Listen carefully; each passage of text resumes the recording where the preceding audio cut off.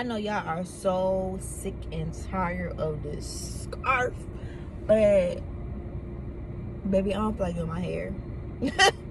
Let's just be real. But I was sitting in my car having a talk with myself, and I was like, turn on the camera, because it goes with the theme of the conversation that I want to have for my next video.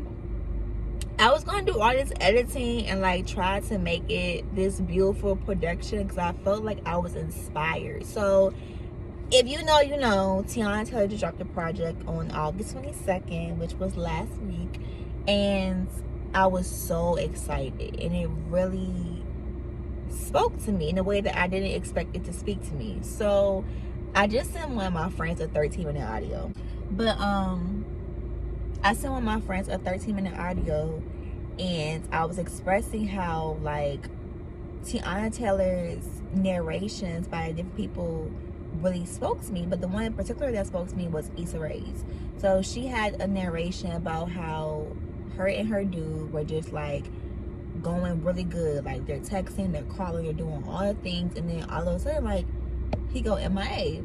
And I literally am going through that currently. Like I literally was, you know, enjoying myself with somebody, like not like anything like sexually, but just more like having conversations, be on the phone. We weren't dating, but we were like still like getting to know each other in a very intimate way.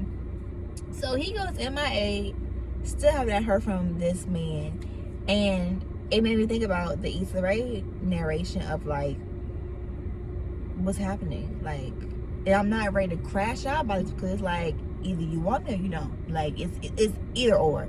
Either way, I'm gonna be okay. But right now, like it's like you low-key have a little bit of power because it's really messing with me. And that's how I feel. Like I just feel like I want this person to at least reach out and like tell me like it's not you. And like while no response is a response, like we hear that all the time, like we all want to hear somebody like actually express themselves. And I feel like for a lot of people, they're like, well, people really don't want to hear the truth. Like, no, I want to hear it. Because it's crazy, because me and the person that I'm going through this situation with, like he's like probably like the person like I speak to the most intimately ever in my life. Like I've never met a dude like where we really like dissected every single conversation, even the difficult ones, and it feels like I feel safe with you to express myself, and I hope that you feel the same way with me. Like we even had a freaking safety word at one point. Like when you piss me off or when I piss you off, like you have the power to say this word and like we'll just stop talking. So to not hear from him is like, what's going on? But I kept hearing in the back of my mind like he's just not that into you. Even though he has expressed that he likes you. Like I listened to his podcast today, and it was like, you can't judge people by their words. You judge them by their actions, but especially by their patterns. And me and this person have been like in and out, on and off for years. And while nothing is happening, like no commitment, nothing, like I said, sexually, it was just like, you know, like when you like somebody, when you like the vibe, when you want them around. And it's like, I tell people all the time, like when I really like somebody, that song I Want You Around by Snow Allegra, I hope I'm saying her name right, but that song is how I feel about you. Like I don't really need nothing crazy. Like I just want your vibe. Like I just want you to be around me. And Teyana Taylor's album to me was such a perfect depiction of somebody like who is telling somebody like, just let your guard down, baby. Like I got you. If you just trust me, like if you just allow me to just be your safe space, like you won't regret this. Like I promise you, like you won't regret this. And I think for me, like knowing like I was willing to even like put myself out there to be somebody's safe space, it's like, what are you doing? But it's also like don't force something that ain't meant to be either.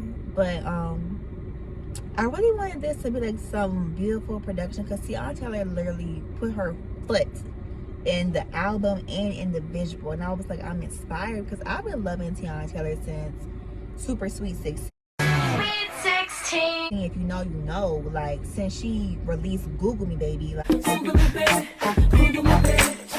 I'm a stan, low-key. Like I'm a stan, whatever the hell that means. I'm gonna just say stan because I really don't know what stan means. In the comment section, tell me what that means. I may look that up after I finish this video.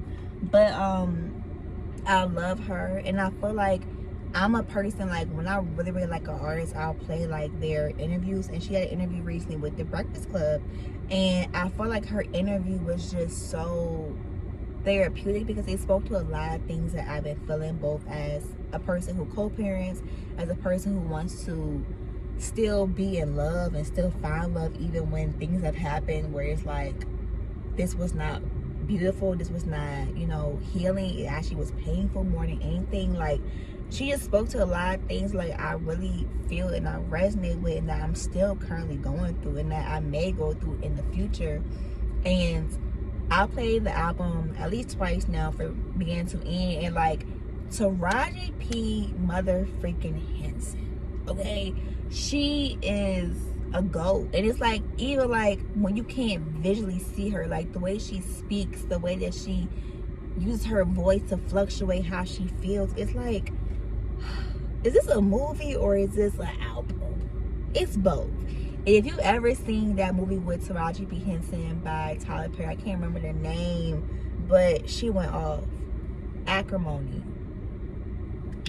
That movie, like, that's what I saw when I heard her talking, because that was the energy that she was giving, you know. And I really feel like when I just talk and I just like really see how I feel about certain projects, it's like, when I hear people say like, oh, they're just a celebrity, or they're just this, that, and third, like, you don't really know them, like, why would you care to, you know, give them anything or be so excited to like one day be able to meet them? It's because people impact your life. That album spoke to me in a way that I needed to be spoken to. That album helped me to see things in a different way that maybe I couldn't convey myself, but hearing somebody else express their story was like, okay, like, I can see how that may have been why I felt like this, or why I choose this route when someone else may choose that route. Because I feel like, especially just knowing that like she's going through so many changes, from like just, you know, her marriage to now being divorced, to going from one relationship to now something that feels different, and like each relationship is equally important, it plays a vital role in her life, but they bring out different sides of her, you know. And I can definitely see like with different people I'm a different person, not because I'm trying to change, but because they bring an element out of me that maybe that person couldn't or didn't, you know. But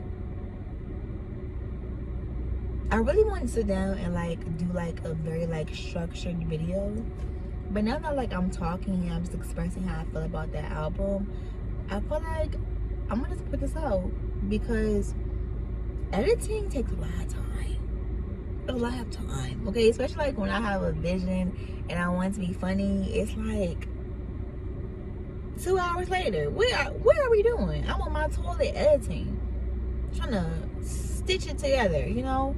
And those videos are beautiful, like they're definitely the vibe, but I was like, let me just talk to the camera, because I'm actually really distraught about this relationship not working the way I thought it was gonna work, you know. And he don't got my YouTube, so like he can't even like watch his video and be like, oh damn, like that's how she feel. But he know how I feel. I'm very expressive. You can't tell.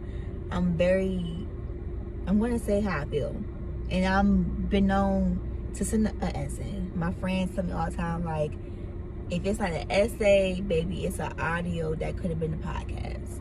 So I figured, why not just set up this camera and just express how I'm feeling, and also just reflect on how Teyana Taylor really like did her big one. She did her big one, and I feel like it's one of them albums, like it's like something that like it's like it's not like a Jersey Shore, like we about to, you know, fist pump.